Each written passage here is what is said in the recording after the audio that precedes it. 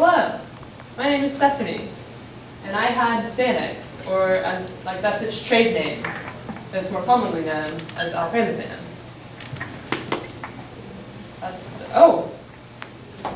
what it looks like in 2D. But I stepped it up, you know. So I have it in the 3rd dimension. Isn't that still technically in 2 dimensions? Okay, well it's like there's 3 planes, like with height. Come on, give me some credit. Yeah. So as you can see.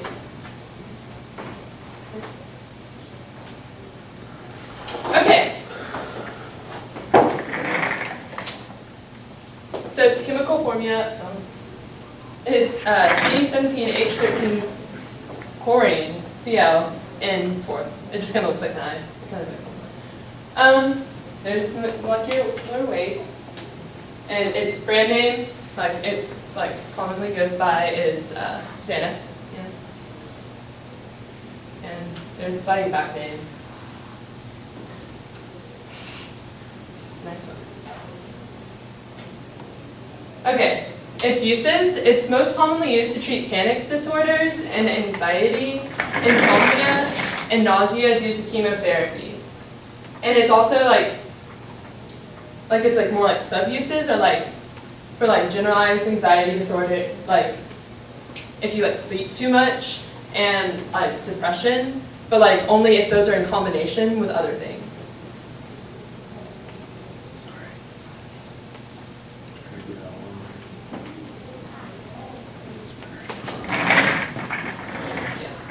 See, these secondary, comorbid means it's with another condition, and it's usually with one of these 3.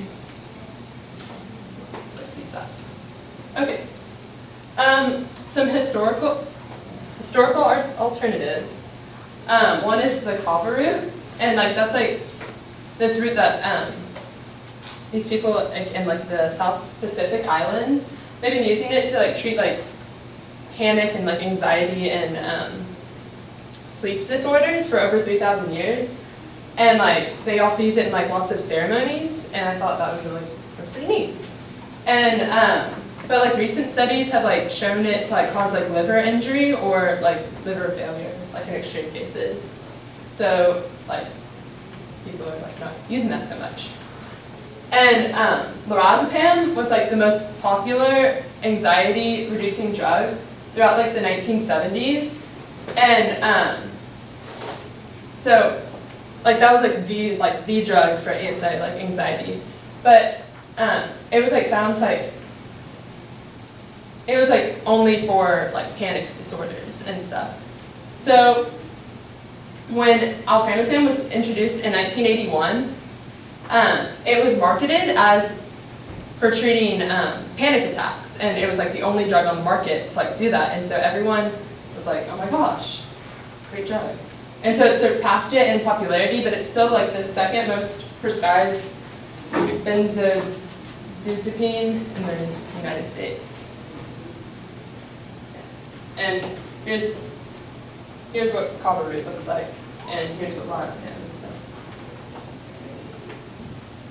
Okay, so the history. The Upjohn Laboratories of Kalamazoo, love that name, 10 out of 10, great job. They first developed alpromazine as an antidepressant medication in the late 1960s, and so that was going to be its primary purpose, and along with kind of a secondary sleep,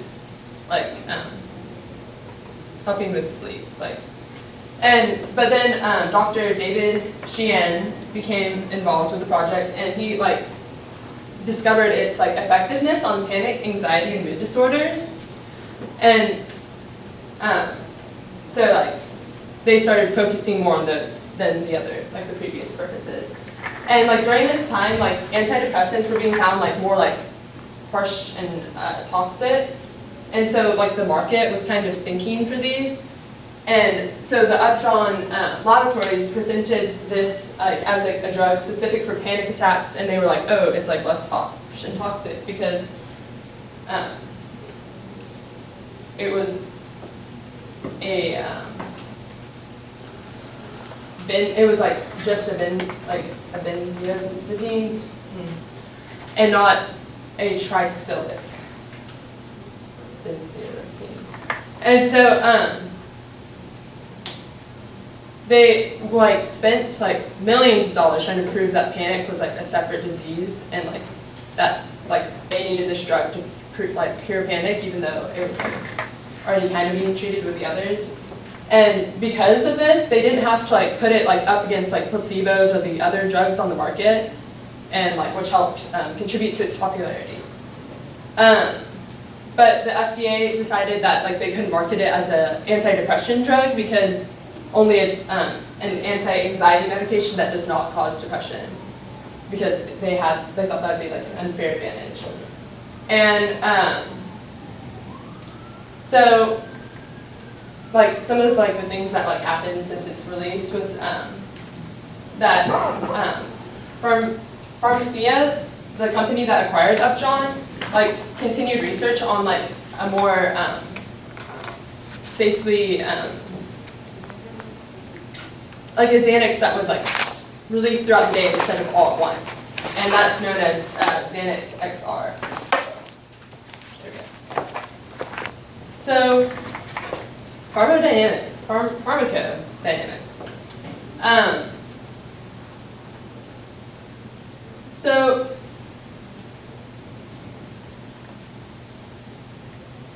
Xanax like works by binding to like specific receptors within like the central nervous system and like calming down their activity, which like calms down their activity.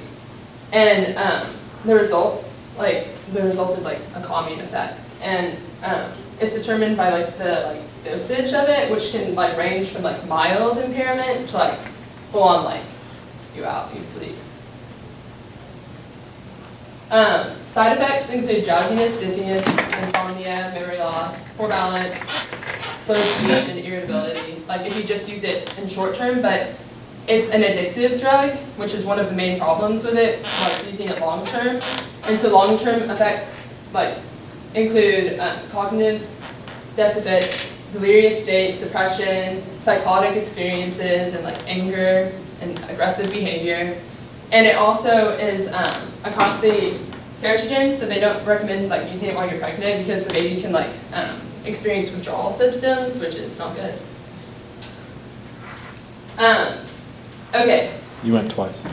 What? You went two slides. Oh, I see. Thank you. So pharmacokinetics.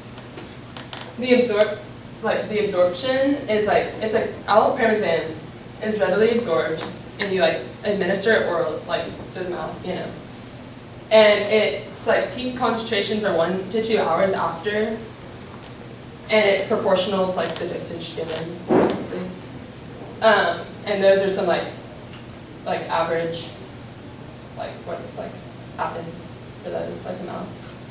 And the average half-life is like 11.2 hours in healthy adults, but that can vary based on the demographics of who takes it. The distribution is like, it like is bound like 80% to like the human serum protein, with like this serum accounting for most of the binding. And it's metabolized by that beast of a name, and and it's like bound or metabolized to two major metabolites in the plasma. And there's also a benzophenone derived from alpha-amylase found in humans, but it's like essentially inactive. Like, and it's excreted through urine.